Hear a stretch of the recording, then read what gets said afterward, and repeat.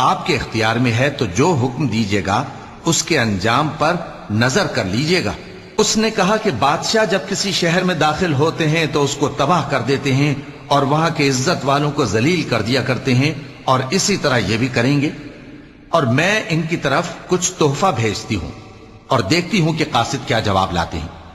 پس جب قاصد سلیمان کے پاس پہنچا تو سلیمان نے کہا، کیا تم مجھے مال سے مدد دینا چاہتے ہو؟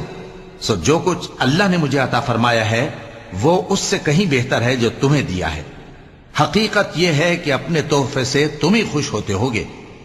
ان کے پاس واپس جاؤ، اب ہم ان پر ایسے لشکر لے کر حملہ کریں گے جن کے مقابلے کی ان میں طاقت نہ ہوگی، اور ان کو وہاں سے بے عزت کر کے نکال دیں گے اور وہ ذلیل ہوں گے۔